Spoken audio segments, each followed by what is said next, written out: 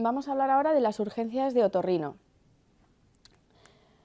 Bueno, las urgencias de otorrino, en general, la mayoría de ellas van a ser banales y antes de una valoración por el otorrino normalmente van a pasar por lo que es la urgencia general. Es por ello que debemos estar muy familiarizados con las urgencias de otorrino y ser capaz de realizar un adecuado manejo.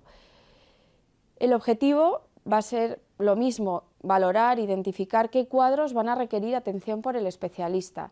La inmensa mayoría la vamos a ver en urgencias generales y se va a poder manejar bien. Eso sí, hay que realizar siempre la exploración adecuada. Y cuando nosotros no podamos realizar esa exploración o veamos limitaciones, en ese caso también es motivo de avisar al especialista, o porque nosotros no lo terminamos de ver, en ese caso diremos, pues solicito valoración por el otorrino. Bien, vamos a ir por las más frecuentes, vamos a ir repasando las patologías que vemos más frecuentemente.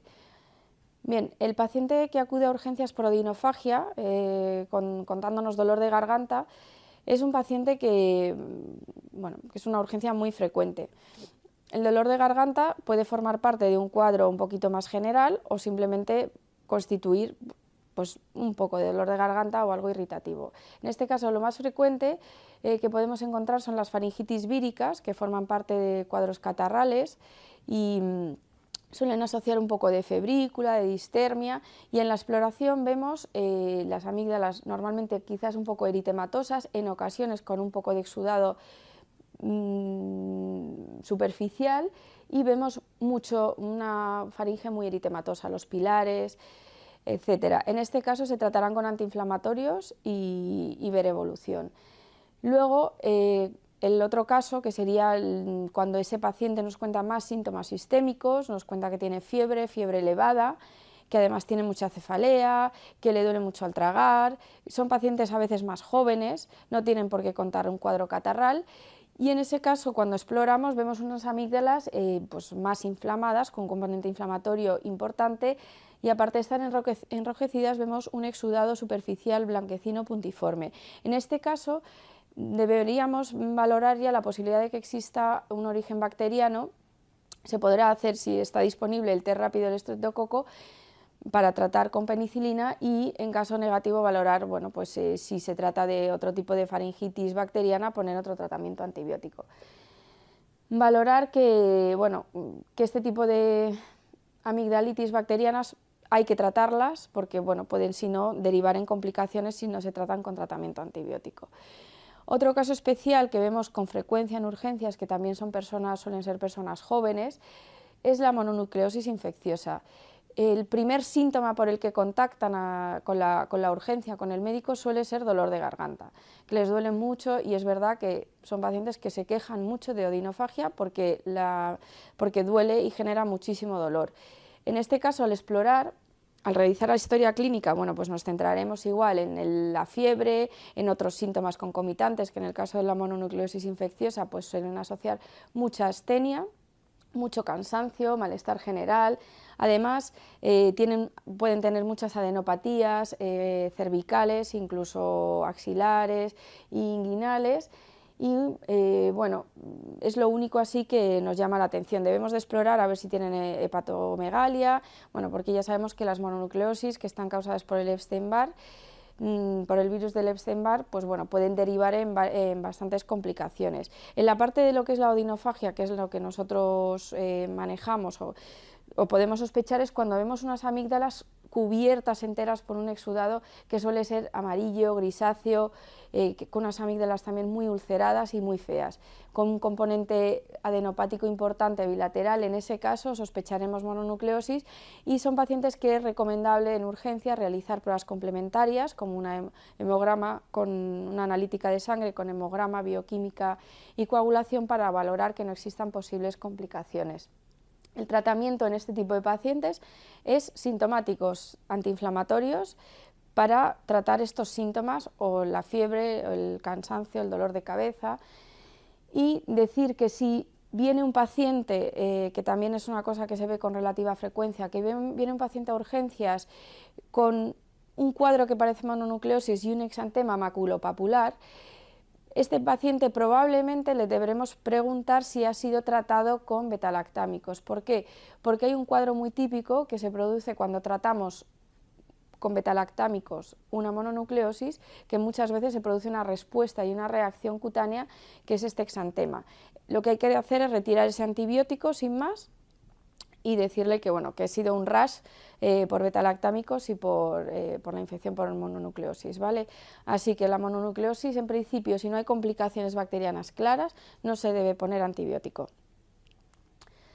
Bien, otros tipos de situaciones que podemos ver, pues bueno, la angina de Vincent, simplemente que es una afectación o una amigdalitis unilateral. Vemos úlcera y fibrina en una única amígdala y en ese caso se trata con antibióticos y ya está.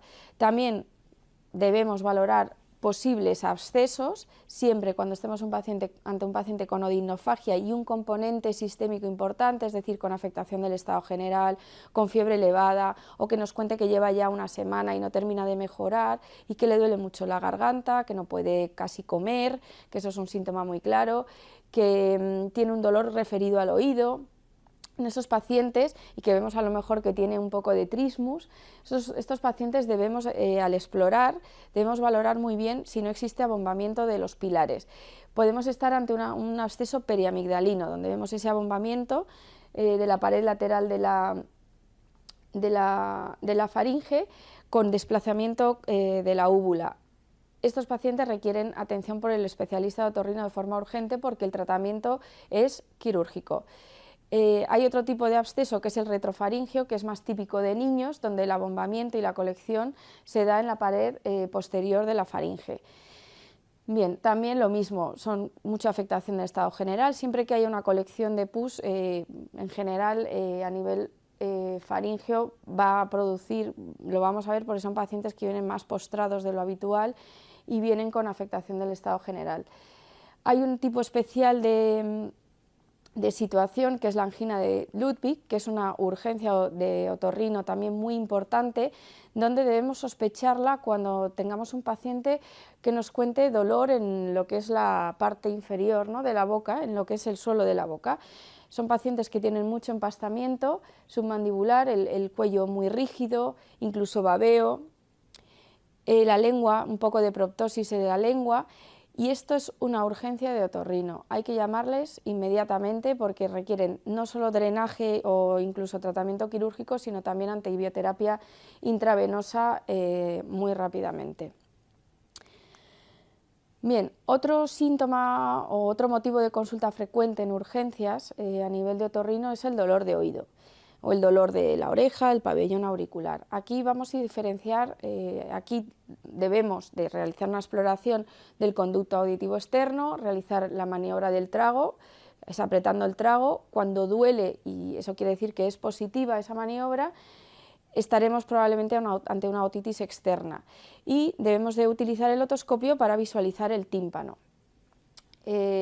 Bueno, situaciones pues muy variadas, desde una pericondritis, que se ve ahora con relativa frecuencia por el tema de los piercings, que se infectan el piercing y bueno, pues muchas veces se inflama, se infecta la herida, se forma un absceso, una colección de pus y bueno, aquí debemos avisar a los otorrinos pues para realizar un drenaje.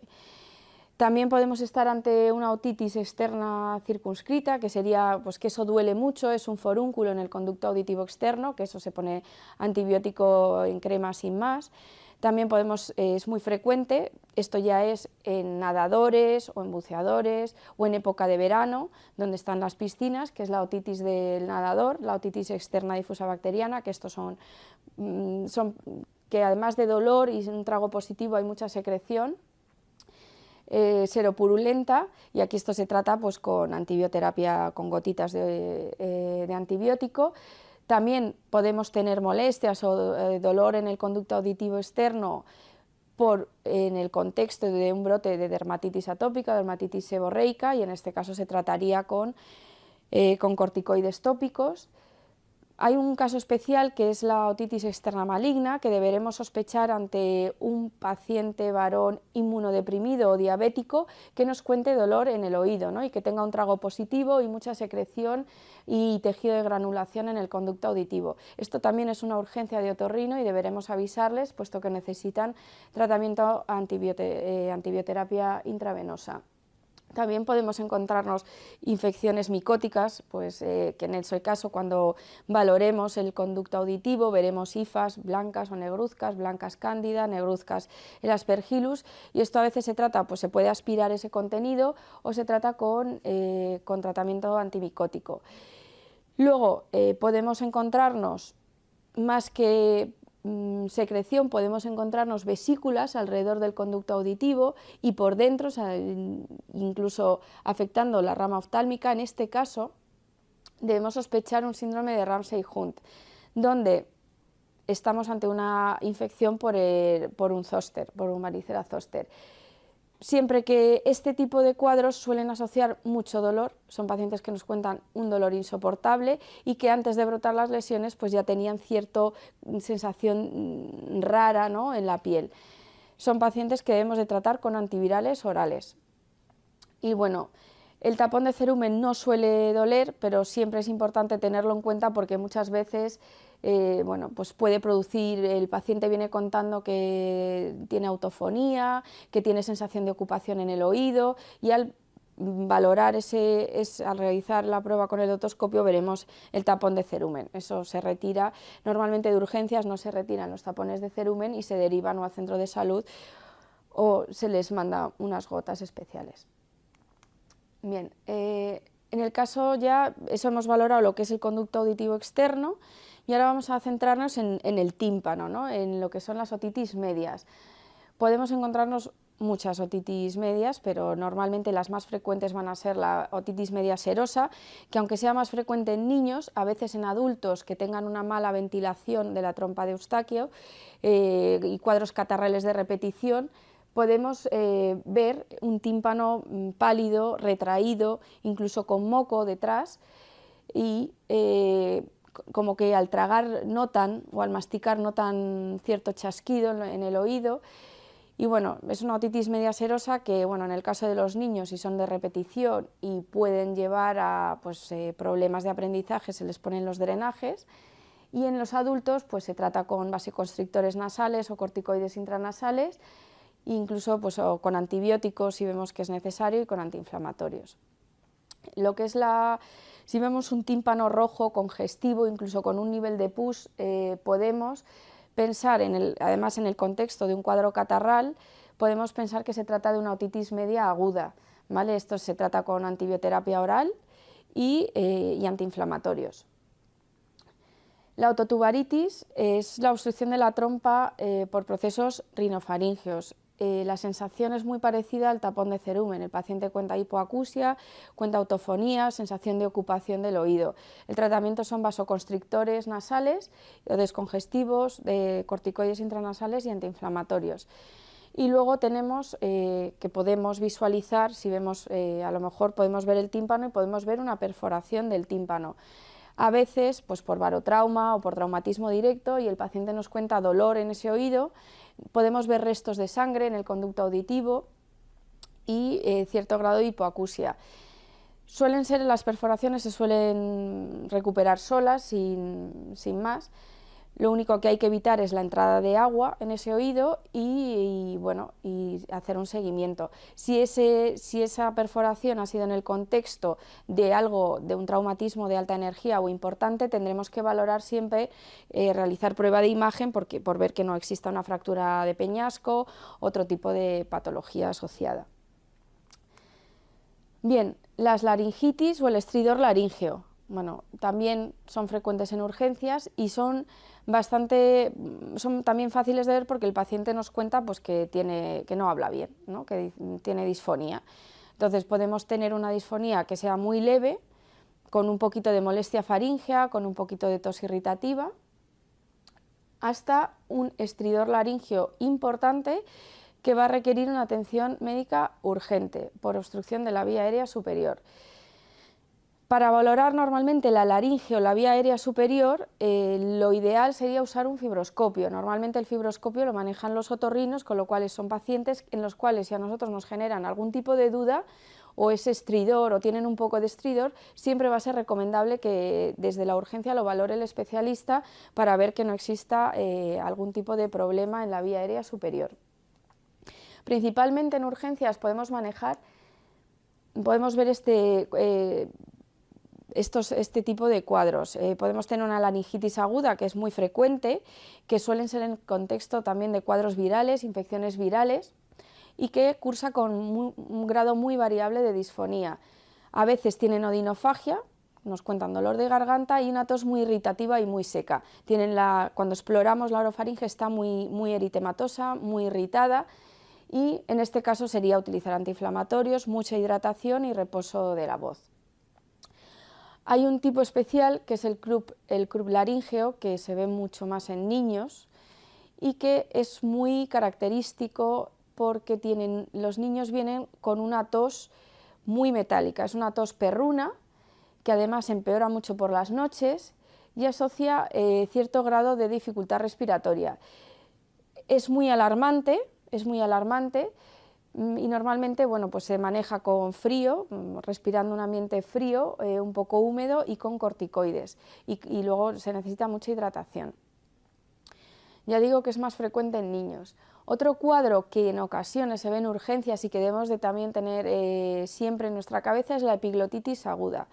¿Por qué? Porque también forma parte o aparece en el contexto de cuadros catarrales, fundamentalmente por el hemófilus, y suelen ser gente joven también, pero es un cuadro que sí que es una urgencia de otorrino y es un cuadro que es grave, ¿vale?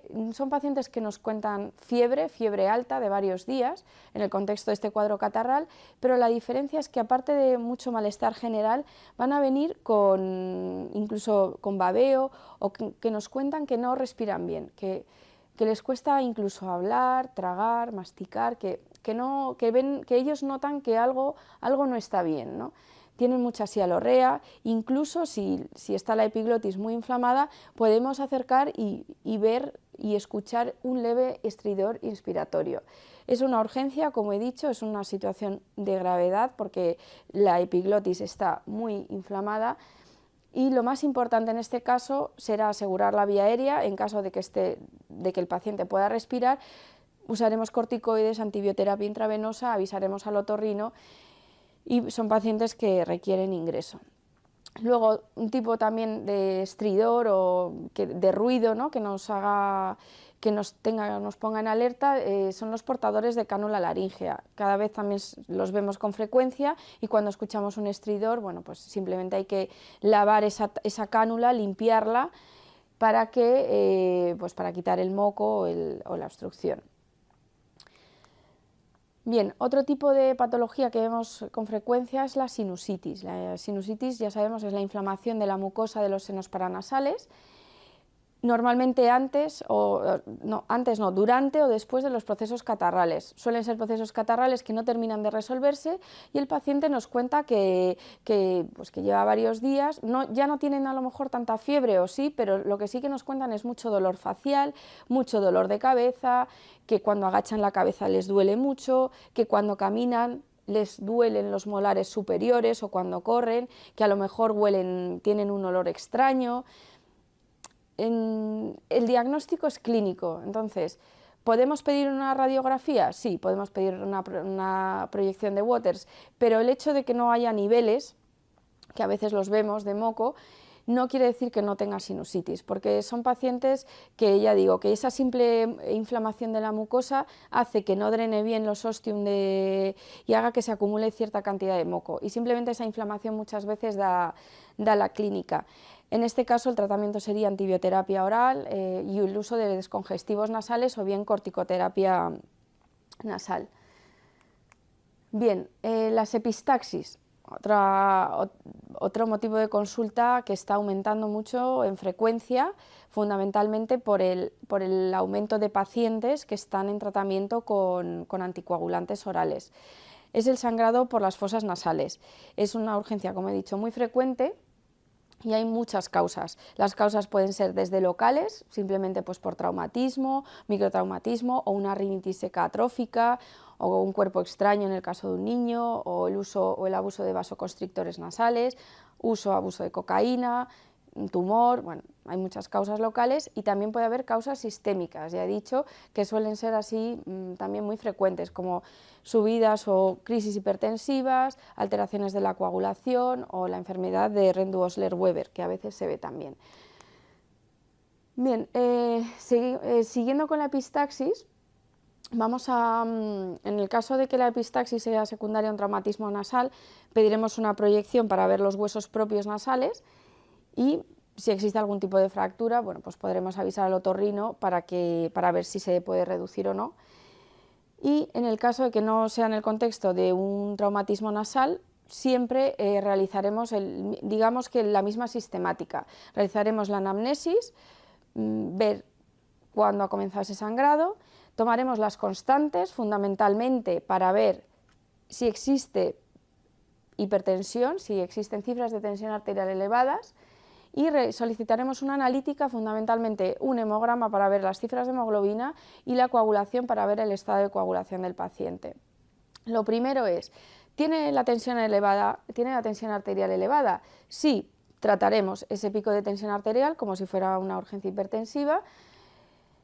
¿No tiene cifras de tensión arterial elevadas? Nos planteamos, ¿está el paciente anticoagulado o antiagregado? Sí, en función de la analítica valoraremos si tenemos opciones de corrección y en función del tipo de sangrado que presente el paciente. No, entonces ya nos centraremos en lo que es el tratamiento otorrino, digamos, más específico. Se realizará una rinoscopia anterior o una faringoscopia. Si es un sangrado anterior, del plexo anterior, pues lo que hacemos, si vemos el punto sangrante, se puede cauterizar con un poco de nitrato de plata, se puede poner Sphongostan, un taponamiento nasal anterior. Si el sangrado es posterior o no cede, ya en este caso debemos quizás hablar con los otorrinos, porque este tipo de taponamientos son más complicados de poner. Los taponamientos, es decir, que nunca deben superar los 48-72 horas, y siempre debemos poner una cobertura antibiótica, y en el caso de que sea un sangrado persistente debemos avisar siempre al otorrino. Bien, parálisis facial periférica. Bueno, la parálisis facial periférica también se ve con mucha frecuencia y cada vez está más aceptada la teoría de que se trata de cuadros de reactivaciones del virus zóster, ¿no? Es una neuritis vírica. ¿Esto qué quiere decir? Que bueno, pues que trataremos al final con antivirales, es lo más importante, ¿no? Y corticoides. Pero antes de plantearnos nada de parálisis facial, debemos siempre realizar el diagnóstico diferencial con una parálisis facial de origen central. Bueno, que no se trate de un ictus. Las parálisis faciales periféricas suelen ser, no siempre, pero sí suelen ser gente más joven, sin factores de riesgo, y nos cuentan bueno, pues la pérdida completa de la movilidad de los músculos de la hemicara, con desviación de la comisura bucal, en ocasiones molestias auditivas, un sabor metálico en la boca, adormecimiento, ¿vale? Suelen ser como, a lo mejor quizás diría yo, un poco como más llamativas. La exploración física tiene el clásico signo de Bell y no respeta las arrugas frontales. Podemos valorar en la exploración si existen o no vesículas en el conducto auditivo, formando parte de un síndrome de Ramsay-Hunt, y bueno, debemos de estar siempre atentos a síntomas de alarma. Los síntomas de alarma pues pueden ser fiebre, que aparezca una parálisis facial en el contexto de fiebre elevada y una hipoacusia o un TCE previo o lesiones que no sepamos diferenciar, ¿vale? En general son pacientes, ya digo, que vienen muy asustados porque se les ha paralizado media cara y se tratan con corticoides, antivirales, y muchas veces hay que poner protección ocular porque al no poder parpadear se producen sequedad ocular y queratitis por exposición física. Bien, El vértigo periférico. Bueno, pues los pacientes con vértigo que acuden a urgencias, igual que en el caso anterior debemos de diferenciar una parálisis facial periférica de una central, en el vértigo periférico nos pasa un poco igual. Siempre tenemos que realizar el diagnóstico de diferenciar con el vértigo de origen central. Si yo tuviera que decir algo para ver la diferencia entre uno y otro, diría que el vértigo periférico, los pacientes siempre vienen muchísimo más sintomáticos. Son pacientes con una afectación del estado general importante, que cuentan una sensación subjetiva de movimiento importante, con un cortejo vegetativo muy llamativo, mucho vómito, mucha palidez, mucha sudoración, incluso bradicárdicos. Son pacientes que llaman mucho la atención porque porque los ves que están muy afectados, ¿no? Pues quizás eso nos va a ir diciendo que debemos sospechar antes un vértigo de origen periférico. El paciente nos cuenta sensación subjetiva de movimiento, giro de objetos, cortejo vegetativo y si lo exploramos en la crisis veremos un nistagmo horizonto rotatorio. Ya sabemos que el vértigo de origen central, el nistagmo suele ser vertical, suele haber otros síntomas asociados y además en el vértigo de origen central el paciente no está tan sintomático a nivel periférico, ¿no? De cortejo vegetativo y demás.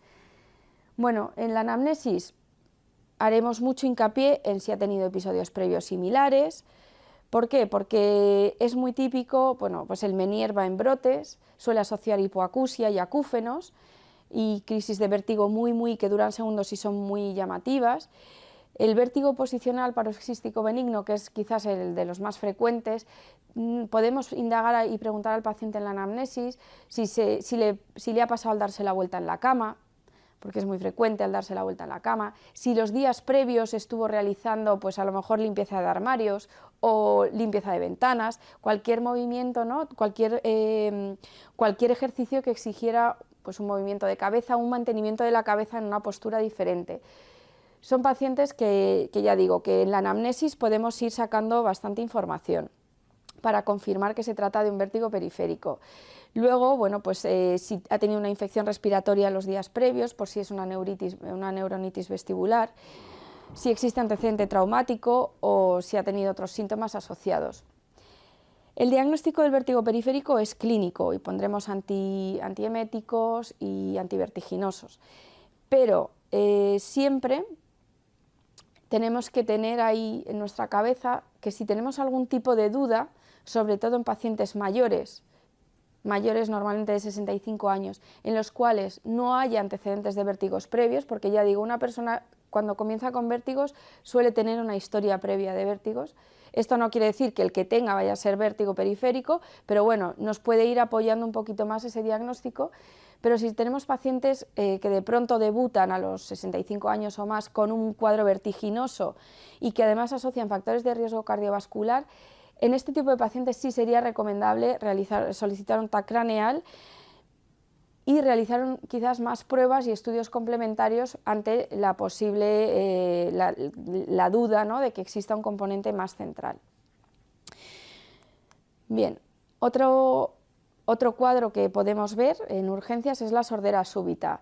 Es una sordera o hipoacusia de tipo neurosensorial que aparece súbitamente y es una urgencia otorrinolaringológica. Debemos avisar al especialista. Normalmente son adultos jóvenes que cuentan que de forma repentina no oyen por un oído, a veces asocian acúfenos o incluso una sensación de vértigo, de movimiento. Se pueden recuperar total o parcialmente. Y bueno, el tratamiento hay que avisar al otorrino, hay que ingresar, normalmente se ingresan a los pacientes porque requieren tratamiento corticoideo intravenoso, oral, incluso transtimpánico y en ocasiones requieren, bueno, pues oxigenoterapia en cámara hiperbárica o vasodilatadores. Todavía, bueno, pues hay muchos tipos de tratamiento que se están realizando. Bien, otro caso especial que podemos encontrarnos son los cuerpos extraños de lo que es a nivel del oído, de la nariz, de la faringe y de la laringe. Bueno, decir que del oído y la nariz normalmente, si encontramos cuerpos extraños, son accidentales, suelen ser niños. En el oído se nos puede meter algún bicho, pueden venir con algún insecto pequeñito. En ese caso, si es un insecto vivo lo que tenemos en el oído, pues tenemos que inmovilizarlo con aceite o con alcohol o con cloroformo y luego, bueno, hay que intentar retirarlo. En la nariz, bueno, pues suelen ser niños que se meten pues alguna canica o juguetitos y luego vienen con rinorreas purulentas, fétidas y bueno, pues eso también hay que retirarlo con ganchos especiales que no hagan daño. Y luego en el caso de la faringe y la laringe, decir que bueno, que en la faringe normalmente podemos tener impactación normalmente alimenticia,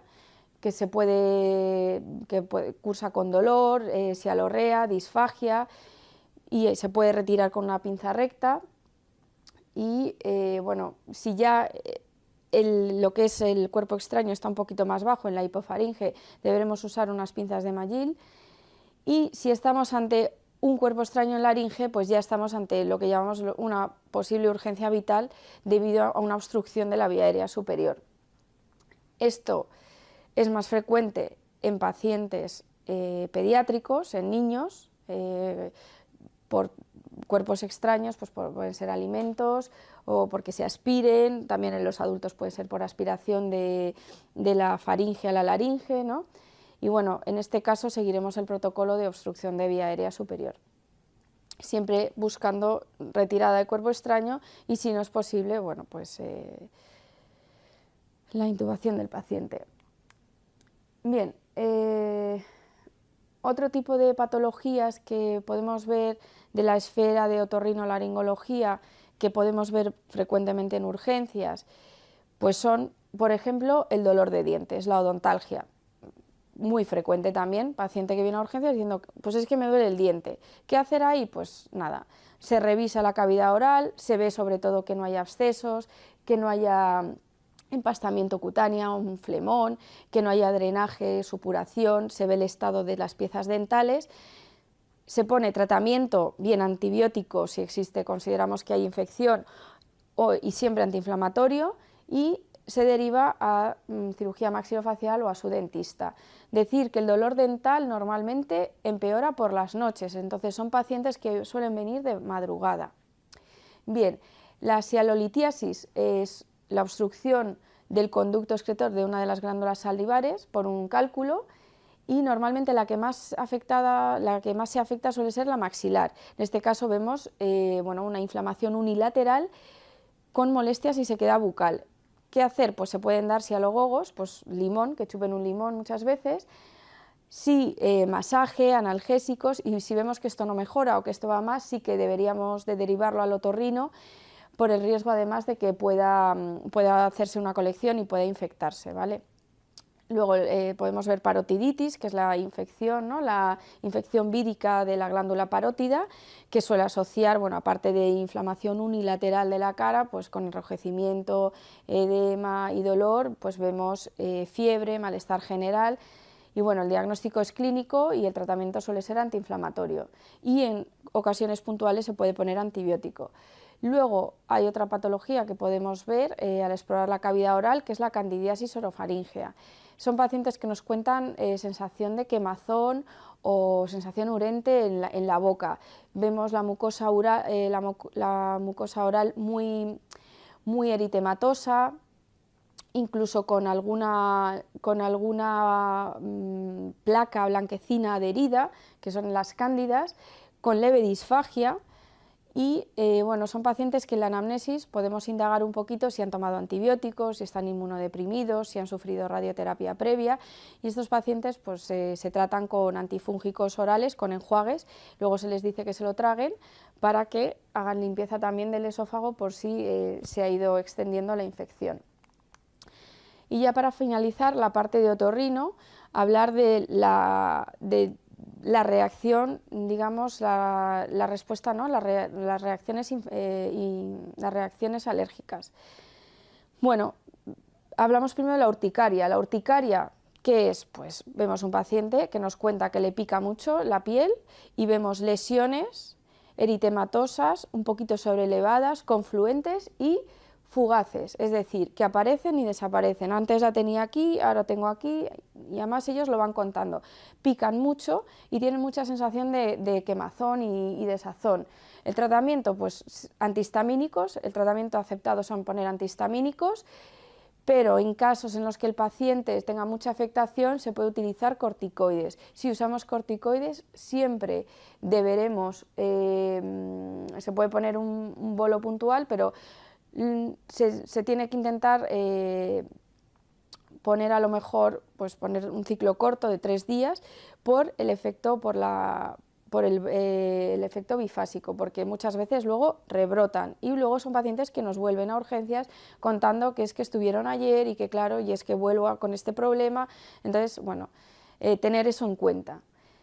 Bien, el angioedema, pues es vamos un poco más allá en esa respuesta alérgica. En el angioedema existe una afectación de la dermis profunda, del tejido conectivo laxo, y eso que va a hacer que el paciente venga con los párpados inflamados, las manos inflamados, los labios inflamados, la lengua inflamada, la faringe. Si está la mucosa gastrointestinal afectada, pues vendrá con vómitos, con diarrea. Si está la mucosa respiratoria, vendrá con un edema de úvula, incluso con un poco de estridor, y son pacientes pues, que debemos explorar. Siempre que veamos un paciente con urticaria, debemos con un cierto componente de angioedema, edema de párpados o de labios, debemos de explorar esa cavidad oral en busca del edema de úvula, ¿no? ¿Por qué? Pues porque las reacciones alérgicas van progresando, van evolucionando, y el hecho de que ahora paremos esa respuesta no quiere decir que en un rato no pueda volver a brotar, y lo tenemos que tener siempre en nuestra cabeza, ¿no?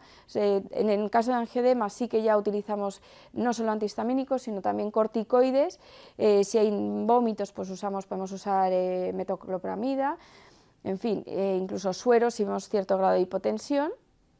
Y todo esto manejarlo y tener al paciente vigilado. ¿Por qué?